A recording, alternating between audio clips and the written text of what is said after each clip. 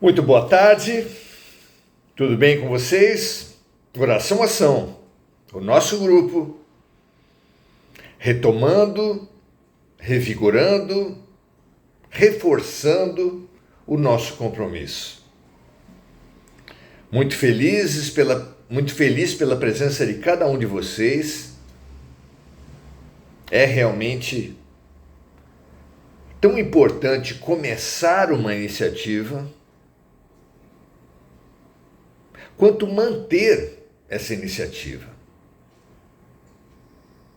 Jesus falou no sermão profético que aquele que perseverar até o fim, este será salvo. Na cultura política brasileira, 1000 vezes uma inauguração que uma manutenção. As pessoas inauguram obras, fazem realizações, mas nem destinam verbas para manutenção.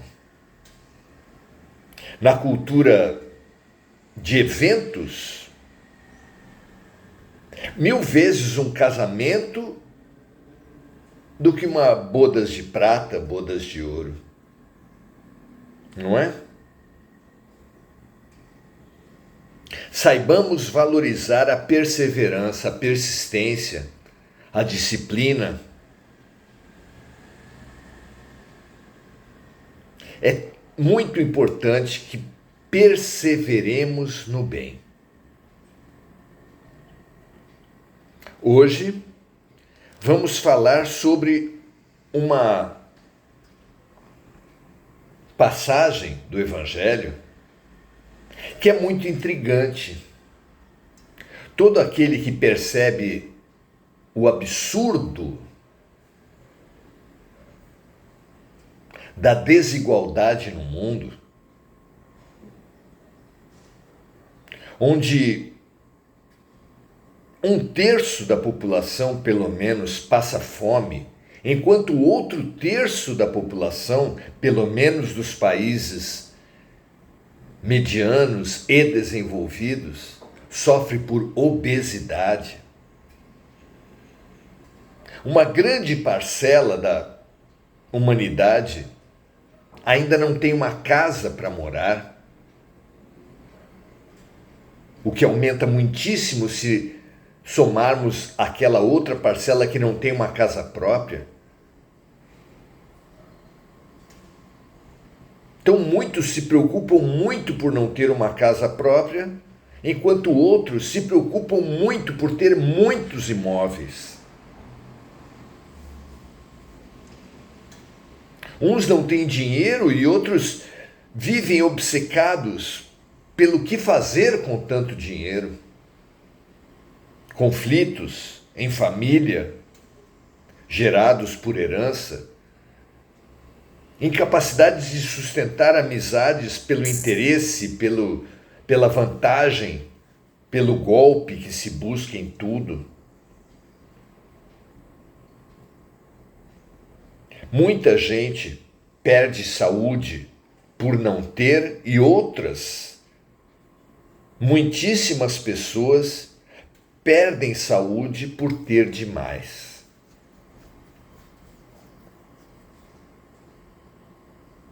Então, desigualdade é um problema muito grave da nossa sociedade. Pois perante nós que entendemos isso, da importância da desigualdade para a convivência entre as pessoas, para a relação entre ricos e pobres, para a segurança pública, para a angústia das pessoas, para essa frustração permanente que é alimentada pelo consumismo em todas as almas,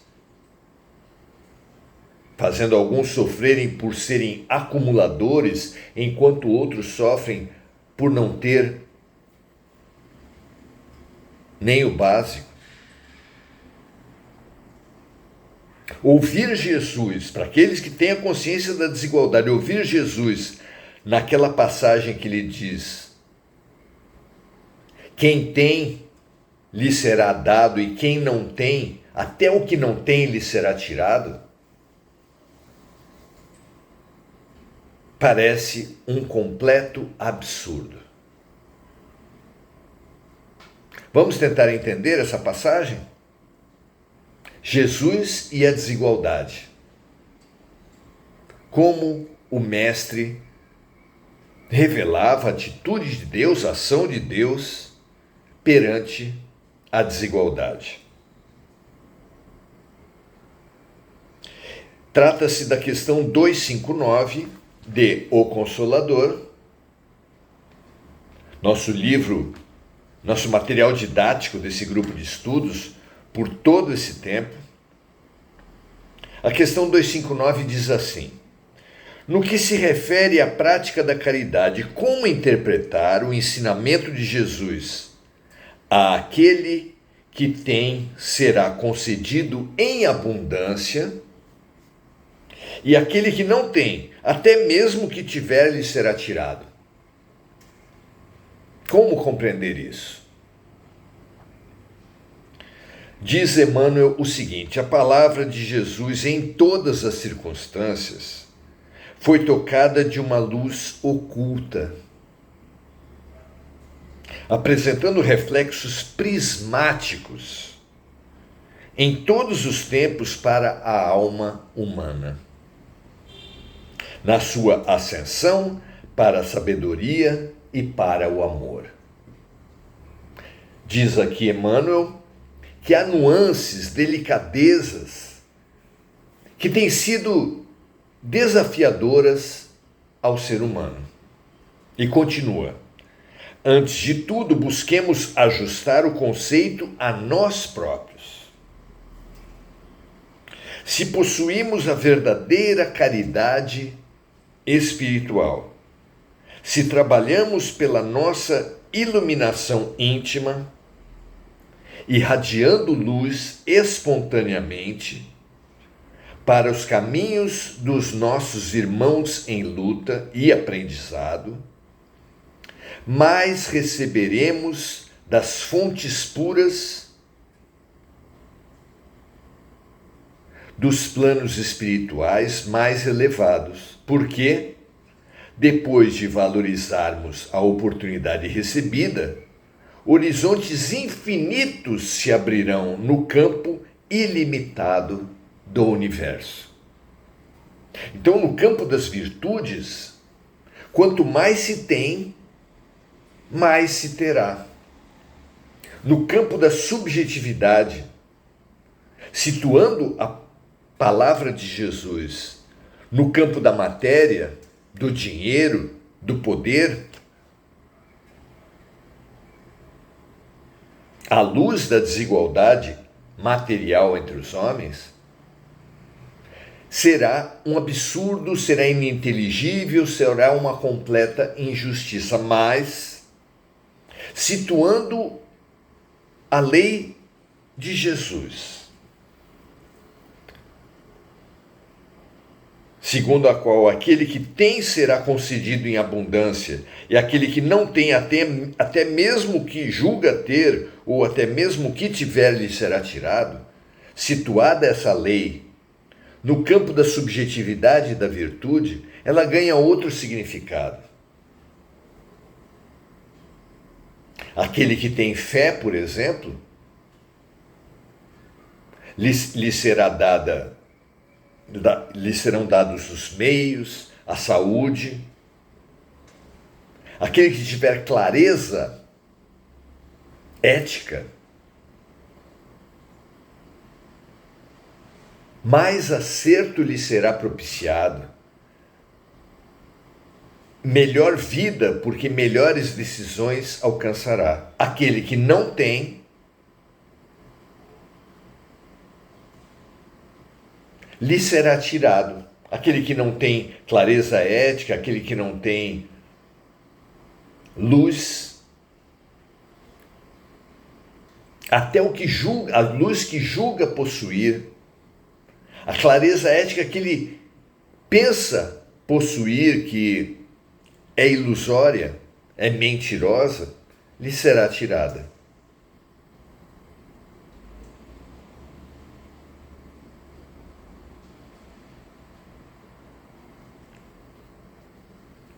Então, se possuímos a verdadeira caridade espiritual, se trabalhamos pela nossa iluminação íntima, irradiando espontaneamente para o caminho dos nossos irmãos, em luta e aprendizado, mais receberemos das fontes puras dos planos espirituais mais elevados. É dando que se recebe. Não há nada a fazer que nos aproxime mais de Deus, Pai nosso, do que ajudar nossos irmãos em sofrimento.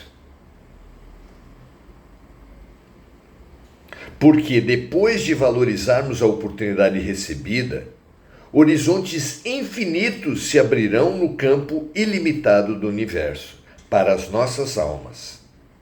O que não poderá acontecer aos que lançaram mão do sagrado ensejo de iluminação própria. Aqueles que desprezam as lições da vida, aqueles que humilham os seus companheiros, os seus irmãos, que realizam buscas espirituais, aqueles que se entregam aos sentidos, ao dinheiro, à vaidade, até a beleza que pensam possuir lhes será tirada. Até a saúde que pensam possuir, até as riquezas e os postos e a importância que julga possuir, lhes será tirada, porque são ilusórias.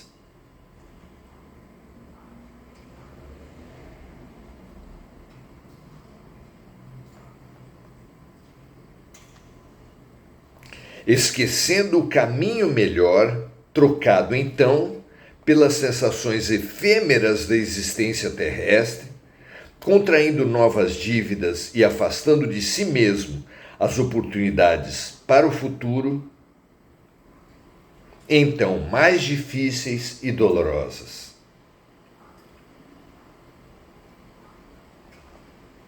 Aquele que não tem clareza ética desperdiça, usa mal, agride com os poderes que recebe da vida. Aquele que não possui clareza ética, até os poderes da vida que ele julga possuir, lhe serão tirados. Enquanto que aquele que tiver clareza ética, mais lhe será dado. Porque diz Jesus, nesse trecho que está inserido em a parábola dos talentos, aquele que foi bem no pouco, mais lhe será dado. Então, a criatura recebe possibilidades da vida. Se ele usar bem essas possibilidades, se ele tiver virtude, se ele tiver clareza ética, receberá mais e mais. É assim que age o patrão consciente, o professor consciente, o pai e a mãe conscientes. Dão pequenas tarefas para os seus alunos, para os seus subordinados, para os seus filhos. E na medida em que eles forem bem nas tarefas simples, mais tarefas, mais possibilidades, mais cargos, mais poder lhes será dado. Enquanto que aquele que não possuir clareza ética terá retiradas de si as possibilidades, como um pai que deixa o filho brincar com uma chave de fenda, mas ao ver que o filho agride o irmão ou o animal da casa com aquela chave de fenda, vai lá e lhe tira a chave de fenda.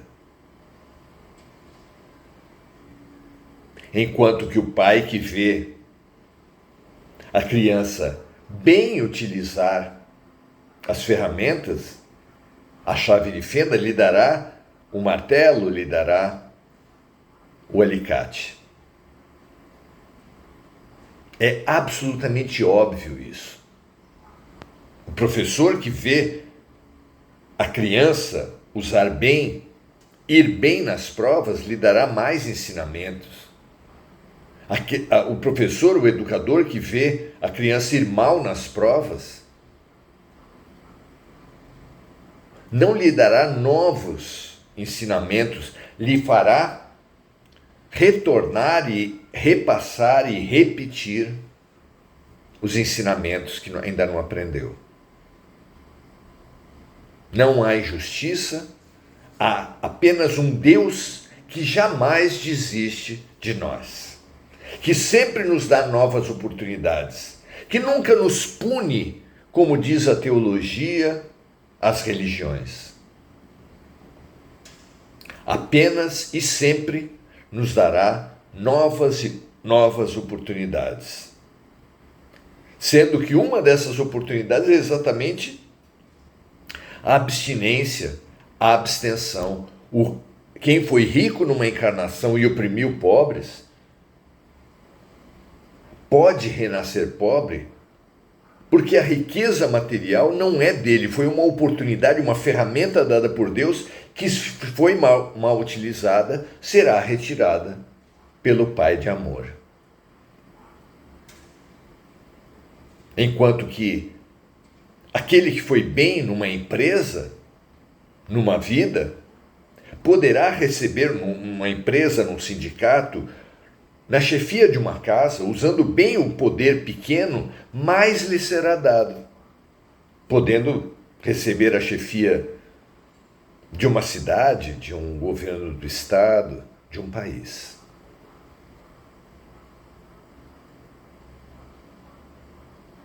Nenhum valor tem o rótulo, a posição, a pretensão e a arrogância dos homens.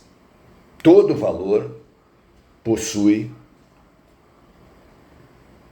a prática, a efetividade. Nem todo aquele que disser Senhor, Senhor, entrará no reino dos céus, disse Jesus, mas sim aquele que fizer, que praticar o bem, a luz, o amor. Que assim seja com todos nós, que nós entendamos essas questões.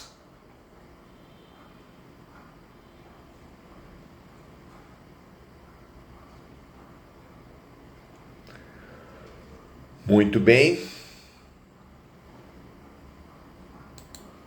Vejamos os amigos: Lúcia Galvão saudando, Marco Aurélio Trindade, Igor Galvão, Adelaide Dias, Enir Cajazeira, vibrando pela saúde da nossa amiga Mônica Silva, que ela, assim como todos os doentes que estão nos corações dos amigos desse grupo, recebam da luz que aqui brota, que aqui se multiplica e que invadindo os corações, encontra nossos amores adoentados, que eles sejam revigorados, esperançados, estimulados a entender o que Deus está querendo ensinar com cada dúvida, com cada dificuldade, com cada dor. Aprender e se libertar. Não é? Adelaide Dias, então, dando a sua saudação. Enir Cajazeira, saudando também a todos. Suzana Sasaki, que bom ter você aqui, Suzana. Muito, muito bom saber de você. Maravilha aprendermos juntos. E Paulo Berg, nosso amigo, também maravilhoso ter cada um de vocês aqui, fortalecer a nossa fraternidade. Prazer ter todos aqui, compartilhem,